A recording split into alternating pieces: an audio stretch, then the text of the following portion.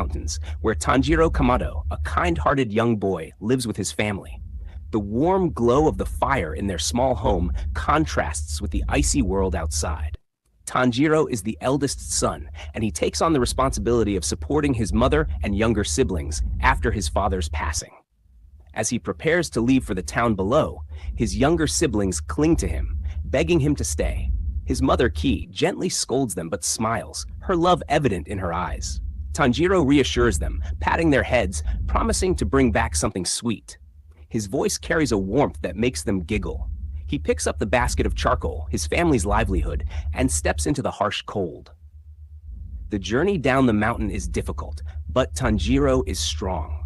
Along the way, he helps a villager fix a broken pot, showing his helpful and beloved nature.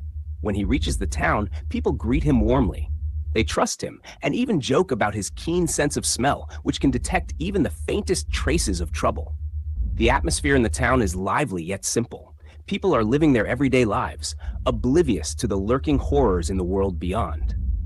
As Tanjiro finishes selling the charcoal, evening has already fallen. An old man named Saburo stops him and warns him that demons lurk in the night. His voice is grave, and his wrinkled face holds a sorrowful expression. He insists that Tanjiro stay the night in his home instead of risking the trek up the mountain in the dark. Tanjiro hesitates, but eventually agrees, knowing that Saburo is just looking out for him. Inside the house, Saburo stares into the fire and tells him about demons that devour humans. His voice carries a weight of experience and sadness, as if he's lost someone to these creatures before. Tanjiro listens respectfully, but deep down he finds it hard to believe. He has never seen a demon before. The next morning, Tanjiro thanks Saburo and sets off for home. The snow crunches beneath his feet, and the crisp mountain air fills his lungs. He hums softly, eager to see his family again. But as he nears his home, a strange, thick scent reaches his nose. Blood. His heart pounds. His breath catches. Fear grips his chest as he begins to run, faster and faster, slipping and stumbling over the uneven terrain. And then he sees it. His home is drenched in blood. The door is broken. The snow outside is stained red. His mother and siblings lie motionless, their small bodies torn apart, their faces frozen in agony. The air is thick with the stench of death. His mind refuses to accept what his eyes see. His breath is ragged. His vision blurs with tears, and his body trembles as he stumbles toward them, desperately calling their names. No one answers. Then a faint sound, a wheeze, a cough. Nezuko, his little sister, is alive.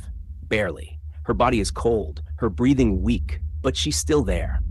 Tanjiro's shock turns to determination. He cradles her fragile body in his arms, his voice breaking as he begs her to hold on. He starts down the mountain as fast as his legs can carry him, slipping, falling, but never letting go of her.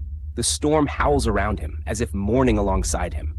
Then, suddenly, Nezuko stirs, but something is wrong. Her body convulses, her eyes open, but they are no longer the gentle eyes of his beloved sister. They glow a monstrous, eerie pink. Her teeth sharpen, her nails elongate, and with a feral growl, she lunges at him. Tanjiro barely has time to react. He twists away, confusion and horror flashing across his face.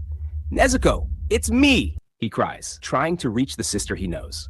But she isn't listening. She slams him into the snow, pinning him down with inhuman strength. His heart breaks. This isn't his Nezuko. She's changing, becoming something terrifying. But then, something unexpected. A single tear rolls down Nezuko's cheek. For a moment, her monstrous rage wavers. A flicker of her former self shines through. Tanjiro sees it, sees that she is still there, buried deep inside. Hope surges through him. "Nezuko, fight it!" he pleads, his voice raw with emotion. Before he can reach her, a blur of motion. A shadow, a sword flashes through the air. Giyu Tomioka, a demon slayer, appears, his expression cold and unreadable. He moves like a specter, his blade gleaming with deadly intent. In an instant, he slashes at Nezuko. But Tanjiro, driven by desperation, blocks the attack, shielding his sister with his body. "Move," Giyu commands, his voice sharp and unwavering. Tanjiro shakes his head violently, shielding Nezuko even as fear grips him. "She's different. She didn't kill them. Please, don't kill her." His voice is pleading, his hands shaking, but his eyes burn with determination. Giyu doesn't waver. "Once a human becomes a demon, they cannot turn back," he states, his voice heavy with certainty. But Tanjiro refuses to accept it. He drops to his knees, pressing his forehead into the snow, begging with everything he has. Then Nezuko does something unexpected. Instead of attacking Tanjiro, she throws herself between him and Giyu, growling protectively. The demon slayer's eyes widen in shock. This is unheard of. A demon protecting a human? It's impossible. A long silence stretches between them. Giyu's resolve falters. He watches as Nezuko, though monstrous in appearance, clings to the last remnants of her humanity. And then, with a swift movement, he knocks Tanjiro unconscious. When Tanjiro awakens, the snow is still falling, but Nezuko is no longer attacking. Giyu, having seen something rare, perhaps even miraculous, has made a decision. He tells Tanjiro to seek out Sakonji Urokodaki, a man who might be able to help. His tone is no longer entirely cold. There's something else, an acknowledgement of Tanjiro's willpower, his love for his sister. As the episode draws to a close, Tanjiro carries Nezuko on his back, walking toward an uncertain future. His grief still lingers, his heart heavy, but his resolve is unshaken. No matter what, he will protect her. No matter what, he will find a way to save her. And thus, their journey begins.